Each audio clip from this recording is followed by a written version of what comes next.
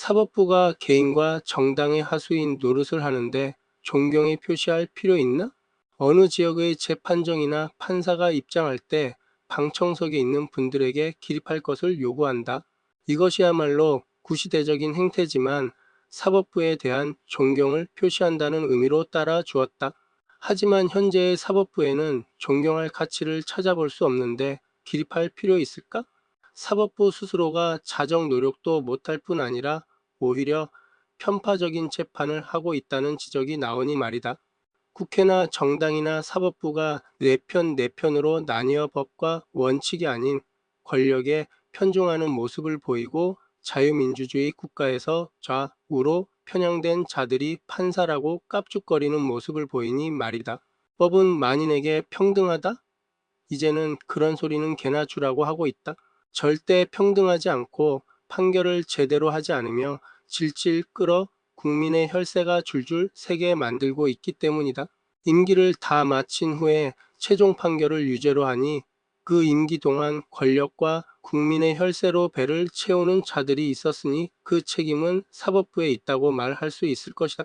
이는 직무를 유기한 것 아니냐 하는 의혹이 생기는 것이고 직무유기라고 하는 사람도 있다. 지난 수십 년 동안 국회의원 관련 재판이 있었지만 임기 시작 후 발생한 범죄 사실에 대한 재판이 4년 임기 끝나고도 한참 후에 최종 판결이 나오는 경우가 있었던가? 또 어떤 사건이든 최종 확정 판결이 나오기 전까지는 무죄 추정의 원칙이 있다고 검찰이나 사법부 스스로 말하고 있고 더불어 공산당도 늘 그렇게 떠들어 왔다. 다만 이것은 더불어 공산당 패거리나 더불어 공산당의 국회일 때만 적용되는 초원법이다. 반대편에 있는 사람에게는 무죄 추정 없이 바로 범죄자 취급하고 방송 등 모든 동원할 수 있는 나팔은 다 끌어모아 죽일 놈을 만드는 것이 더불어 공산당과 그 패거리며 그곳에는 사법부와 검찰, 경찰 등 권력을 가진 자들까지 동원하여 행동하라고 지시까지 하는 것이 국헌문란 아니고 무엇인가? 최근에는 대통령에게 내란죄 확정된 판결도 없이 떠들어왔다가 법과 원칙마저 또다시 무시하며 내란죄는 슬며시 제외한다는 소리를 하고 자빠져 있다. 이 정도면 전시국가에서 더불어 공산당과 그 패거리들이 한 일들이 내란죄고 내란 선동을 한 것 아닌가? 대통령은 문제 있는 것을 바로 잡고자 대통령 권한인 계엄령을 선포한 것이고 만약 그것이 죄가 된다면 헌재의 판단을 받아 그 결과를 가지고 유무죄를 따져야 한다.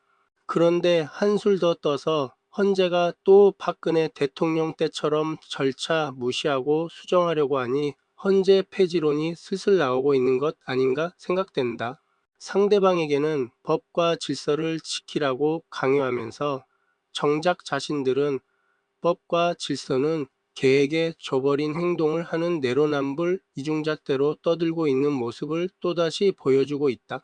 현 사태를 볼 때 헌법이 정한 대통령 권한으로 더불어 공산당과 그 패거리들이 저지르고 있는 일련의 일들과 관련하여 내란죄로 체포할 수 있다고 본다. 헌법 제77조 대통령은 전시사변 또는 이에 준하는 국가비상사태에 있어서 병력으로서 군사상의 필요에 응하거나 공공의 안녕질서를 유지할 필요가 있을 때에는 법률이 정하는 바에 의하여 계엄을 선포할 수 있다.